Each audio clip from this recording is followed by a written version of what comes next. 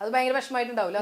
ഞാനിങ്ങനെ ഭയങ്കര ഒരു ട്രോമറ്റൈസിങ് അവസ്ഥയിൽ പോയി. കാരണം ഞാനിങ്ങനെ ആദ്യമായിട്ടാണ് ഞാൻ അയാളെ. പക്ഷെ അവരെ നമ്മൾ ഒരു ഒറ്റ ഓളിട്ട് കഴിഞ്ഞാൽ അവര് പൂട്ടാ. അതിനുള്ള ചേട്ടൻ ഇവിടുന്ന് ഇപ്പൊ എണീച്ചില്ലെങ്കിൽ വണ്ടി കിടന്ന് ഒച്ചപ്പാട്. അതൊന്നും വേണ്ടി വന്നില്ല, അതിന് മുമ്പേ പോയില്ല. എനിക്കറിയില്ല പുള്ളി അവിടെ നിന്ന് എണീക്കണം കണ്ടു. പിന്നെ പുള്ളിനെ കണ്ടു. അപ്പം ടീച്ചർ ആണെങ്കിലും മുന്നൊരു ഇന്റർവ്യൂല് പറഞ്ഞിട്ടുണ്ടായിരുന്നു അവിഹിതം ഇസ് ഫൈൻ, അവിഹിതം എന്റർടൈൻമെന്റ് ആണെന്നൊക്കെ. പക്ഷെ അവിഹിതം കാരണം ലൈഫ് പോയിട്ടുള്ള ഒരുപാട് പേരെ നമ്മൾ ചുറ്റും കാണുന്നില്ലേ? അതിന് ഞാൻ ആ ഇന്റർവ്യൂല് പറഞ്ഞ ഒരു പാർട്ട് മാത്രമാണ് ആളുകൾ എടുത്തിട്ട് ആഘോഷിച്ചത്. അതിന് തൊട്ട് മുൻപ് ഒരുപാട് കാര്യങ്ങൾ ഞാൻ പറഞ്ഞിട്ടുണ്ട്. അതായത് അവിഹിതം എന്ന് പറയുന്നത് ഞാൻ എല്ലാവരോടും പോയി അവിഹിതത്തിൽ ഏർപ്പെടണം എന്നല്ല പറഞ്ഞത്. ചില വീടുകളിലൊക്കെ ഭർത്താവിന്റെ അടി ഇടി ചവിട്ടും കുത്തും സഹിക്കാൻ പറ്റാണ്ട് ചില പെണ്ണുങ്ങൾ ഇതന്നെ ആലോചിച്ച് കരഞ്ഞ് കാലത്തൊട്ട് അന്ത്യാവണ വരെ കരയാ. ഭർത്താവ് ജോലി കഴിഞ്ഞ് വരെ അവളെ നോക്കുന്നില്ല, അയാൾ തോന്നിയ പോലെ ജീവിക്കുക. അങ്ങനെ അത് വീടിന്റെ ഉള്ളിൽ വല്ലാത്ത സഫോക്കേഷൻ അനുഭവിക്കുന്ന ചില സ്ത്രീകൾ, പുരുഷനോ ആയിരിക്കാം. അതായത് നമ്മുടെ പാർട്ട്ണറെ കൊണ്ട് നമുക്ക് വേണ്ടുന്നതായിട്ടുള്ള, അതായത് ഒരു വിവാഹ ജീവിതത്തിൽ ആവശ്യമായ ഒരു കാര്യങ്ങളും കിട്ടാതെ വീടിനുള്ളിൽ അകപ്പെട്ട് വിഷമിച്ച് ഇത് തന്നെ ആലോചിച്ച് കരഞ്ഞ് അവസാനം സൂയിസൈഡൽ ടെൻഡൻസിയിലേക്ക് വരെ എത്തുന്ന പാവപ്പെട്ട ആളുകളോടാണ് ഞാൻ പറഞ്ഞത്, അയാളെ മാത്രം ആലോചിച്ചിരിക്കേണ്ട, നിങ്ങൾ വല്ല വിഹിതത്തിന് പൊക്കോളാൻ. അതായത് നമ്മൾ എപ്പോഴും ഒരാളിൽ മാത്രം ആശ്രയിച്ച് ഒരാളെ മാത്രം ചിന്തിച്ച് അയാളെ മാത്രം സ്നേഹിച്ച് നമ്മളിങ്ങനെ ഇരിക്കുമ്പോൾ അവർക്ക് നമ്മളൊരു വിലയും ഇല്ലെങ്കിൽ കുറെ എഫേർട്ട് ഇട്ട് നോക്കുക. അതായത് നമ്മൾ പറയില്ലേ ചൊല്ലിക്കൊട് തല്ലിക്കൊട് തള്ളിക്കള, ആദ്യം നല്ല രീതിയിൽ പറഞ്ഞു നോക്കുക. ഒക്കെ എല്ലാ തരത്തിലുള്ള സാമം വാദം മറ്റേ സംഭവം എന്താ സാമം വേദം, ആ സംഭവം സാമം ദാനം വേദം ദണ്ണം, ആ സംഭവങ്ങളൊക്കെ പരീക്ഷിച്ചിട്ട് നടക്കാണ്ടാവുമ്പോൾ നമ്മൾ എന്ത് ചെയ്യുക, തള്ളി അങ്ങോട്ട് കളയാം. കാരണം എല്ലാ തരത്തിലും നമ്മൾ ശ്രമിക്കണം നല്ല രീതിയിൽ. എന്നിട്ട് അവര് നമ്മളെ മൈൻഡ് ചെയ്യുന്നില്ല. ഒരു വിവാഹ ജീവിതത്തിൽ വേണ്ടുന്നതായിട്ടുള്ള കുറെ കാര്യങ്ങളുണ്ട്. ഏറ്റവും മെയിൻ ആയിട്ട് വേണ്ടത് പരിഗണനയാണ്. അത് കിട്ടില്ല എന്നുണ്ടെങ്കിൽ പിന്നെയും ഇവരെ തന്നെ ആലോചിച്ച് മോങ്ങിക്കൊണ്ടിരിക്കേണ്ട, നിങ്ങൾ വല്ല അവിഹിതത്തിന് പൊക്കോന്നാണ് ഞാൻ പറഞ്ഞത്. പക്ഷെ എല്ലാവരും അവിഹിതം ഈസ് ഫൈൻ, അത് മാത്രമാണ് എല്ലാവരും അതിൽ ഏറ്റവും രസം എന്ന് പറയും. അതിന്റെ താഴെ ഇത് പറഞ്ഞ് മെഴുകുന്ന ആളുകളുണ്ടല്ലോ, അവരാണ് ഈ പറയുന്ന രാത്രി തോർത്തുമുണ്ട് ഇട്ടിട്ട് പോകുന്ന മെയിൻ ആൾക്കാരാണ് അതിന്റെ അടിയിൽ വന്ന് അയ്യോ ഇവള് എന്തൊക്കെയാണ് ഈ കിടന്ന് വിളിച്ചു പറയുന്നത്, ഈ പെണ്ണും പിള്ളക്ക് ഒരു പണിയുമില്ലേ എന്ന് പറഞ്ഞ അവനും അവളുമാണ് 4-5 പെണ്ണുങ്ങളെ ആണുങ്ങളെ വെച്ചോണ്ടിരിക്കുന്നത്. അവർക്ക് നാണില്ല അല്ലെ, വെറുതെ ഫേക്ക് ചെയ്യാന്നേ വന്നിട്ട് ഇങ്ങനെ ഫേക്ക് കോളികളാണ് അധികവും.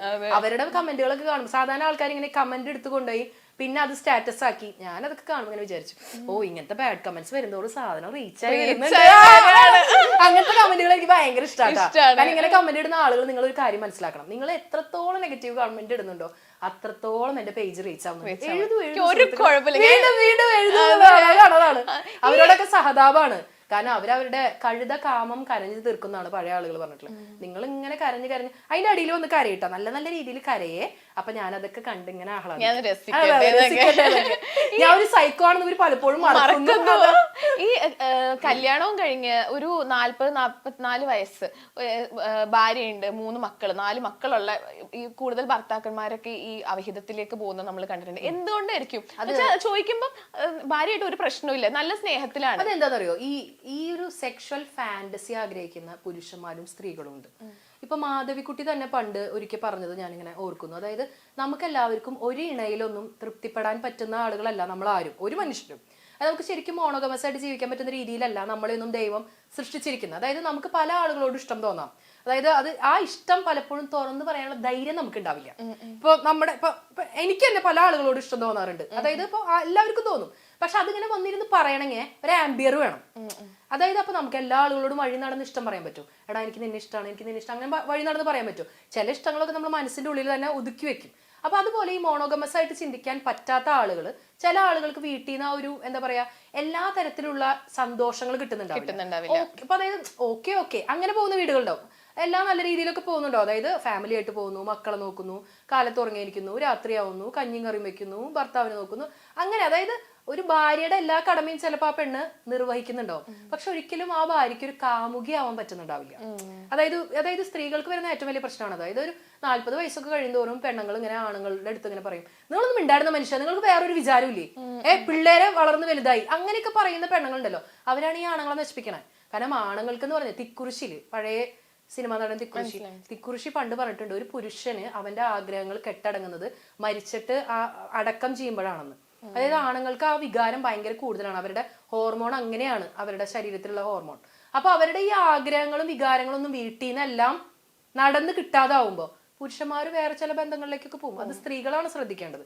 സ്ത്രീകൾ എപ്പോഴും പുരുഷന്മാരെ, അതായത് വീട്ടിലൊന്നും ഈ ഭാര്യമാരധികവും ഈ വൈകുന്നേരം ഒക്കെ ആകുമ്പോൾ ജോലിയൊക്കെ കഴിഞ്ഞ് ചിലപ്പോൾ ആകെ മുഷിഞ്ഞെന്ന് അറിയാം മാക്സി ഒക്കെ ഇട്ടിട്ടായിരിക്കും പെണ്ണുങ്ങൾ നടക്കുന്നുണ്ടായിരിക്കാം. അല്ലെങ്കിൽ അപ്പൊ അതൊക്കെ കാണുമ്പോൾ ആണുങ്ങൾക്ക് അതിലൊന്നും ഒരു വലിയ സന്തോഷം തോന്നില്ല. അപ്പൊ അവര് നോക്കുമ്പോൾ ബെറ്റർ പേഴ്സൺസ് പുറത്തുണ്ട്, അപ്പൊ അവരുമായിട്ട് എന്തുകൊണ്ട് ഇതായിക്കൂടാന്നൊക്കെ ഒരു ചിന്ത.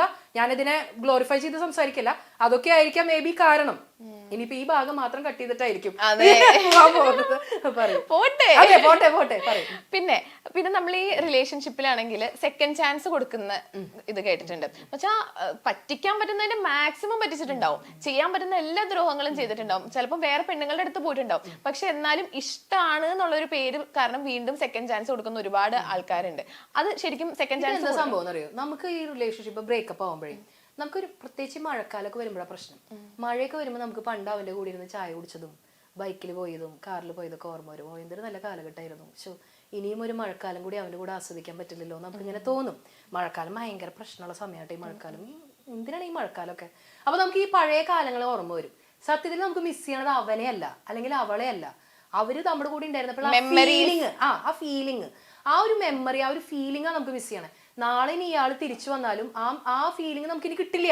കാരണം നമ്മുടെ ഉള്ളിൽ ഓൾറെഡി ആ മുറിവുകളെല്ലാം വന്നു കഴിഞ്ഞു.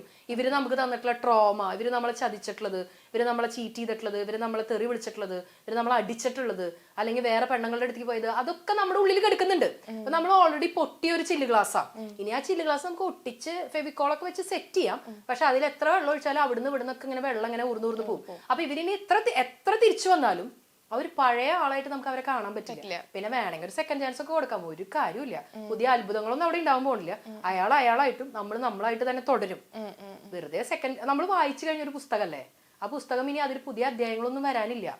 പിന്നെ നമുക്ക് വേണമെങ്കിൽ ഒരു അടിയും കൂടിയും, ഒരു അന്ന് കിട്ടിയ അടി പോരാണ്ടാണെന്നുണ്ടെങ്കിൽ 1-2 അടിയും കൂടി മേടിച്ചു വെച്ചോ, നല്ലതാ. ട്രസ്റ്റ് പോയി കഴിഞ്ഞാൽ പിന്നെ അത് കണ്ടിന്യൂ ചെയ്യുന്നതിൽ കാര്യം. ട്രസ്റ്റ് ബ്രേക്ക് ചെയ്ത് കഴിഞ്ഞാൽ പിന്നെ നമുക്ക് അതില് ഒന്നും ചെയ്യാൻ പറ്റില്ല. കാരണം ഒരു വിശ്വാസം ഒരിക്കൽ പോയി കഴിഞ്ഞാൽ അത് പോയി തന്നെയാ. കാരണം പിന്നെ അവൻ പറയുന്ന സത്യങ്ങൾ പോലും വിശ്വസിക്കാൻ പറ്റില്ല, നമുക്ക് നുണയായിട്ട് തോന്നുള്ളൂ. കാരണം അന്ന് അവൻ ആ നുണ പറഞ്ഞില്ലേ, അത് ഭയങ്കര സംഭവം. എന്തിനും ഇവർ ഈ ട്രസ്റ്റ് ഒക്കെ ബ്രേക്ക് ചെയ്യാൻ നിൽക്കണേണാവോ. കാരണം വേറെ എന്തും നമുക്ക് ഡെവലപ്പ് ചെയ്തെടുക്കാൻ പറ്റും. പക്ഷെ വിശ്വാസം എന്ന് പറഞ്ഞ ഒരിക്കൽ പോയാൽ ആ കള്ളനായിട്ട് മുദ്ര കുത്തപ്പെടുകയാണ് അവിടെ. അതവർ അതവർ മനസ്സിലാക്കുന്നില്ല എന്നുള്ളതാണ്. അതാണ് സത്യം പറഞ്ഞാൽ. ടീച്ചറോട് സംസാരിച്ചിരിക്കുമ്പോൾ നമുക്കാണെങ്കിൽ എന്തൊക്കെയോ, ഞാൻ പറഞ്ഞില്ലേ, എനിക്കിപ്പം ഒരുപാട് കാര്യങ്ങൾ ചോദിച്ച് മനസ്സിലാക്കാനൊക്കെ പറ്റി. കാരണം ഒരുപാട് ലൈഫിൽ ഒരുപാട് ഫേസ് ചെയ്യുന്ന ആൾക്കാർക്കാണെങ്കിൽ ടീച്ചറുടെ അടുത്ത് സംസാരിക്കുമ്പോൾ അവർക്കൊരു പോസിറ്റിവിറ്റി തന്നെയായിരിക്കും. അപ്പം ടീച്ചർ എന്തായാലും കൗൺസിലിംഗ് ഒന്നും എന്തായാലും കൊടുക്കുന്നില്ല. അപ്പം നമ്മളിടത്തിലേക്ക് എത്താൻ അവർ എന്താ ചെയ്യണ്ടേ? നമ്മളിടം എന്ന് പറഞ്ഞാൽ നമ്മൾ ഈ തൃശ്ശൂർ നടത്തുന്ന ഒരു പ്രോഗ്രാമാണ്. അതിന് ചെറിയൊരു രജിസ്ട്രേഷൻ ഫീസ് ഉണ്ട്. അപ്പൊ അതൊരു ഫുൾ ഡേ നമ്മൾ അവിടെ, നിങ്ങളുടെ ഒരു പ്രശ്നവും ഞാൻ കേൾക്കില്ല കേട്ടോ. അത് ആദ്യമേ പറയാം. പ്രശ്നം കേൾക്കാനും അത് മുഴുവൻ അവിടെ കമഴ്ത്തിയിടാനാണ് വരുന്നെങ്കിൽ നിങ്ങൾ ആരും വരണ്ട. നമ്മളിടം എന്ന് പറഞ്ഞാൽ നിങ്ങൾക്ക് സന്തോഷിക്കാനുള്ള ഒരു പ്ലാറ്റ്ഫോമാണ്. അവിടെ നിങ്ങളുടെ മൊബൈൽ ആദ്യം വാങ്ങി വെക്കും. എന്നിട്ട് കുറേ പഴയ ഗെയിംസും പഴയ കഥകളൊക്കെ പറഞ്ഞ് നമ്മളിങ്ങനെ എല്ലാവരും കളിച്ച് ചിരിച്ച് പഴയ ഒരു കുട്ടിക്കാലത്തിലേക്ക് പോകുന്ന ഒരു സ്ഥലമാണ് നമ്മളിടം. അതായത് പഴയ ചെമ്പകപ്പൂവൊക്കെ കൊണ്ടുവന്ന് ലാങ്കിയൊക്കെ കൊണ്ടുവന്ന് ഗോലിയൊക്കെ കളിച്ച് അങ്ങനെ ഒരു, അതായത് നമ്മൾ പലപ്പോഴും നഷ്ടപ്പെട്ടു പോകുന്ന നമ്മുടെ കുട്ടിക്കാലാണ് നമുക്ക്, അല്ലെ? നമുക്കിങ്ങനെ പലരും പറയാറുണ്ട്, പോയ വഴികളിൽ എന്റെ പഴയ എന്നെ എനിക്ക് നഷ്ടപ്പെട്ടു. ആ പഴയ എന്നെ തിരിച്ചെടുക്കുന്ന സ്ഥലമാണ് നമ്മളിടം. സത്യം പറഞ്ഞാ ടീച്ചർ ഈ സീസൺ ബിഗ് ബോസിൽ പോയി കഴിഞ്ഞാൽ വിളിച്ചിട്ടുണ്ടായിരുന്നു. ആണോ? എന്നിട്ട് ഞാൻ വലിയൊരു നോ പറഞ്ഞു. എന്തുപറ്റി? കാരണം ബിഗ് ബോസ് നമുക്ക് പറ്റിയ സ്ഥലമല്ല. കാരണം ബിഗ് ബോസിൽ പോയി കഴിഞ്ഞിട്ടുണ്ടെങ്കിൽ അവിടെ ഒരുപാട് തരത്തിലുള്ള സ്ട്രാറ്റജികളൊക്കെ വേണ്ടി വരും. എന്നെ സംബന്ധിച്ച് ഒരു സ്ട്രാറ്റജി ഇല്ലാത്തൊരു മനുഷ്യനാണ് ഞാൻ. ഇപ്പൊ വീഡിയോ ചെയ്യുമ്പോൾ പോലും ഞാൻ അരുണിന്റെ അടുത്ത് അതാ പറഞ്ഞ ഇടയിൽ കട്ട് ചെയ്യരുതെന്ന്. കാരണം എനിക്ക് ഇടയിൽ കട്ടും ടേക്കും പേസ്റ്റ് ഒന്നും പറ്റില്ല. എങ്ങനെയാണോ ആസ് ഇറ്റ് ഈസ് ഈ ഇംപെർഫെക്ഷനോട് കൂടി എന്നെ ആളുകൾ അംഗീകരിക്കാൻ പറ്റുമെങ്കിൽ അംഗീകരിച്ചാൽ മതി, അംഗീകരിച്ചില്ലെങ്കിലും ഞാൻ മാറാൻ പോകുന്നില്ല. അപ്പൊ എന്നെ ഒരു ചട്ടക്കൂടിനുള്ളിൽ ഇരുത്തിക്കൊണ്ടുള്ള ഒരു സ്ഥലങ്ങളിലേക്ക് എനിക്ക് പോകാൻ പറ്റില്ല. അതുകൊണ്ട് ഒരു ബിഗ് നോ ഞാൻ അവിടെ പറഞ്ഞു. ഭയങ്കര TRP ആണ് നഷ്ടമായത് അപ്പൊ.